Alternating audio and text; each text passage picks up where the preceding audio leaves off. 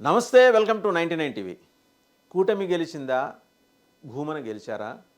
లేకపోతే తిరుమల వెంకన్నే గెలిచాడా? తిరుమల వెంకన్న ఈ గెలుపోటముల గేమ్లో ఉండడు ఆయన ఎప్పుడు. ఎవరన్నా రెండు శిబిరాలు కొట్లాడుకుంటుంటే విలాసం చూస్తుంటాడు ఆయన వైకుంఠంలో కూర్చొని. బిడ్డలు ఏదో కొట్లాడుకుంటున్నారు, ఎవరు గెలుస్తారో చూద్దాం, ఎవరికైనా సాయం కావాలంటే వెళ్ళి నిలబడదాం. అంతకైతే గజేంద్ర మోక్షం మనకు తెలుసు కదా, 1000 సంవత్సరాలు పోరాడాడు గజేంద్రుడు ఆ ముసలితోటి. ఆయనేంటి, నేను ఐఎమ్ సో మైటీ, నేను గజేంద్రుణ్ణి, ఆఫ్టర్ ఆల్ ఒక ముసలి బారి నుంచి నన్ను నేను రక్షించుకోలేనా అని చెప్పేసి ఆయన పోరాడాడు. చివరికి ఆయనకు అర్థమైంది గజేంద్రుడికి ఏంటంటే, ఇది మన శక్తి కాదు, మనల్ని కాపాడటానికి వేరే ఎవడో ఉన్నాడు, వాడు రావాలని చెప్పేసి అప్పుడు వైకుంఠంలో ఉన్న నారాయణమూర్తి గురించి ప్రార్థన చేస్తాడు. చేస్తే అది ఇతను ఎప్పుడు ప్రార్థన చేస్తాడా, ఎప్పుడు వెళ్ళిపోయి కాపాడదామా అని పోతన గారి భాగవతంలో ఇదంతా రాసుకుంటూ వస్తారు. శ్రీకించెప్పడు శంఖ చక్ర గదాయుధంబులం వీడి అని. శంఖం చక్రం, లక్ష్మీదేవి ఏమో ఆయనకి మంచి స్వీట్ పాన్ కట్టిస్తుంటే అది కూడా పక్కన పెట్టేసి తన ఒంటి మీద పీతాంబరాలు పైన ఉండేవి కూడా వదిలేసి, శంఖం చక్రం ఆయన ఆయుధాలు అవి వదిలేసి పాపం బిడ్డ పిలిచాడు వెళ్ళాలి అని చెప్పేసి ఉన్న పొలంగా వెళ్ళిపోతాడు. ఆయన వెంబడి శంఖం, ఆయన వెంబడి చక్రం, తర్వాత ఆయన వెంబడి పీతాంబరం, ఇంకా ఇతర ఆభరణాలు, చివరికి లక్ష్మీదేవి, అందరూ వచ్చేస్తారు. వచ్చి గజేంద్రుడిని రక్షిస్తాడు ఆయన. అలా ఇప్పుడు ఇక్కడ భూమన కరుణాకర్ రెడ్డి, బిఆర్ నాయుడు గారు, లేదా వైసీపీ వర్సెస్ కూటమి. కూటమిలో 3 పక్షాలు, బీజేపీ, జనసేన, అలాగే టీడీపీ. బీజేపీ నుంచి ఆయన లోకల్గా ఒక వారియర్ భానుప్రకాష్ రెడ్డి అని అంటారు. ఆయన ధర్మకర్తల ప్రచార మండలికి ఏదో పెద్ద హోదా ఉంది ఆయనకి. ఆయన, జనసేన లోకల్ లీడర్స్, ఎమ్మెల్యేస్, వీళ్ళందరూ కూడా, అలాగే తెలుగుదేశం ఎమ్మెల్యేస్. భూమన కరుణాకర్ రెడ్డిని ఎదుర్కోవటానికి సర్వశక్తులు వడ్డి మొత్తం సైన్యం తిరుపతికి ఎదిరింది. టీడీపీ ఎమ్మెల్యేలు అక్కడి నుంచి సుధీర్ రెడ్డి గారు, ఇంకొక ఎమ్మెల్యే టీడీపీ నుంచి, వాళ్ళు వచ్చి ఏం చెబుతారు, భూమన గారు ముక్కు నేలకు రాసి గోవులకు క్షమాపణ చెప్పాలి. మరి మీరెవరికి చెప్తారు? కూటమి ఎమ్మెల్యేలు. గోవులు మృతి చెందుతున్నాయని అధికారికంగా చెప్పింది మీ ఈవో శ్యామలరావు గారు. ఆయన పొలిటికల్ స్టేట్మెంట్స్ ఇస్తారు. వెంకయ్య చౌదరి గారు పొలిటికల్ స్టేట్మెంట్స్ ఇస్తారు. వీళ్ళిద్దరు ఇస్తుంటే అసలు ఉద్యోగం చేయాల్సింది నేను కదా అని చెప్పి చైర్మన్ బిఆర్ నాయుడు గారు కూడా ఇస్తారు పొలిటికల్ స్టేట్మెంట్స్. ఇటు తిరిగి అందరూ కలిసి బిఆర్ నాయుడు గారి భుజం నుంచి తుపాకీ పేలుస్తున్నారు. భుజం నొప్పి ఎవరికి? బిఆర్ నాయుడు గారికి. తుపాకీ గురిపెట్టింది ఎవరి మీద? భూమన కరుణాకర్ రెడ్డి మీద, అంటే వైసీపీ మీద. ఇప్పుడు కూటమి వర్సెస్ వైసీపీ. మరి వైకుంఠంలో ఉన్న శ్రీ మహావిష్ణువు ఏం చేస్తున్నాడు? చిద్విలాసంగా నవ్వుతూ చూస్తున్నాడు. వీళ్ళిద్దరు కొట్టుకుంటున్నారు కదా, ఎవరు గెలుస్తారో చూద్దామని. గోవులు చచ్చిపోయినాయా లేదా? చచ్చిపోయినాయి. ఎన్ని చచ్చిపోయినాయి? లాస్ట్ ఇయర్ 179, ఏడాది ఇప్పటివరకు 43. సగటున ఎంత? నెలకు 15. ఈ లెక్క చెప్పింది ఎవరు? ఈవో శ్యామలరావు గారు. ఇప్పుడు అంతవరకు చెప్పి ఊరుకుంటే సరిపోతుంది. బ్యూరోక్రాట్స్ ఏంటంటే వాళ్ళకి within the frame they need to speak or they need to disseminate the information, beyond that they are not suppose to అని చెప్తారు. సార్ అది వాళ్ళ రూల్ బుక్. వాళ్ళకి యూపీఎస్సీ గైడ్లైన్స్ కానీ, అలాగే డిఓపిటి గైడ్లైన్స్ కానీ అట్టగా ఉంటాయి. కానీ అసలు ఆ గైడ్లైన్స్ని మనం చెరిపేశాం. మనం ఏం కావాలంటే అది మాట్లాడేస్తాం మేము ఏదనుకుంటే.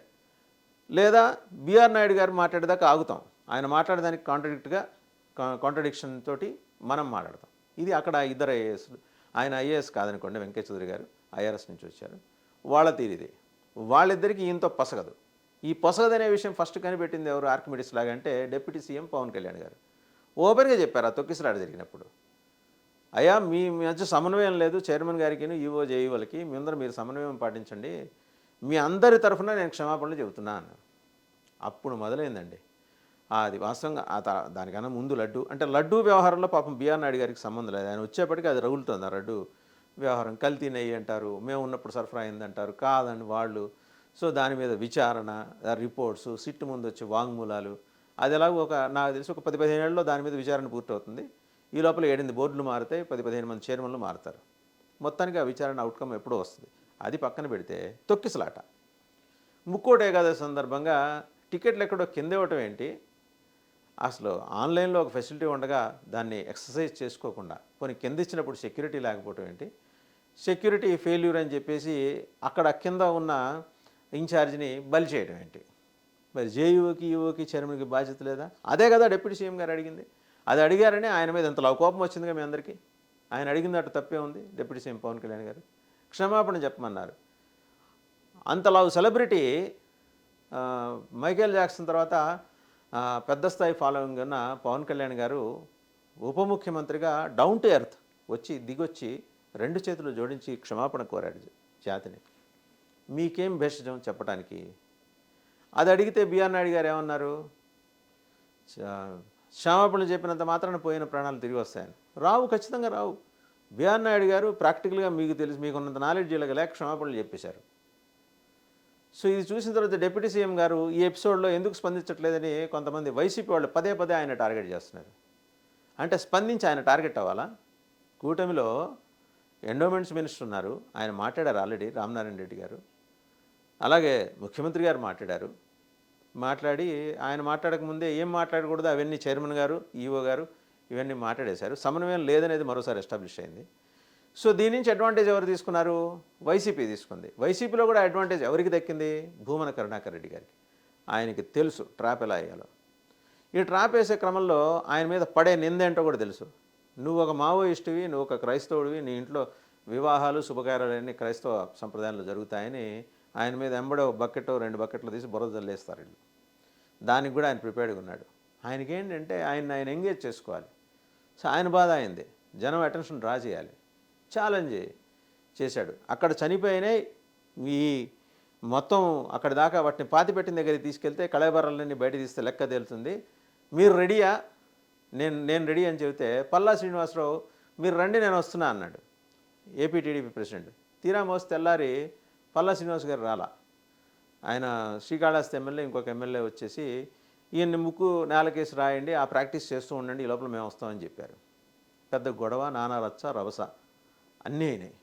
అన్నీ అయిన తర్వాత ఫైనల్గా ఏంటి తేలింది? గవర్నమెంట్ డిఫెన్స్లో పడిపోయింది కూటమి ప్రభుత్వం. టీటీడీ తాను డిఫెండ్ చేసుకోలేని పరిస్థితి. మరి ఎందుకని మోస్తున్నారో అక్కడున్న అధికార యంత్రాంగాన్ని. పొద్దున్న లేస్తే రూల్స్ మాడతారు జేఈఓ గారు, వెంకయ్య చౌదరి గారు.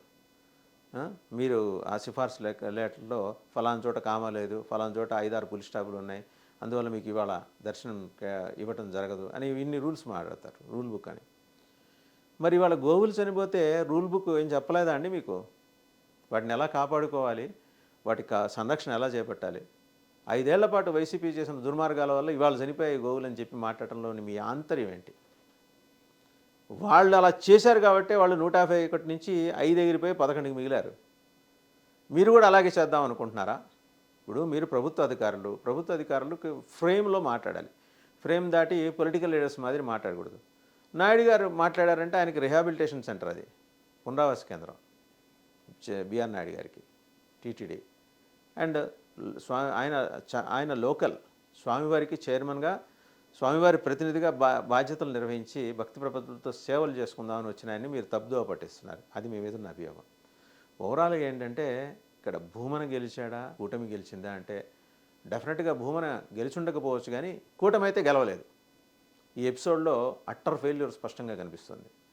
ఈ మసిపూసి మారేడికాయలు చేసే వ్యవహారం నుంచి కూటమి అర్జెంటుగా తాను రిస్ట్రెయిన్ చేసుకోలేకపోతే భవిష్యత్తులో 124 మంది దారాసింగులు, బ్రూస్లీలు, అలాగే ఇంకా ఇతరత్ర వీళ్ళందరూ ఇంత మహాయోధులని, బాహుబలిని మీకు పంపిస్తే ఇదా మీరు చేసేదని రేపు పొద్దున వెంకన్న భక్తులు వచ్చి నిలదీస్తారు.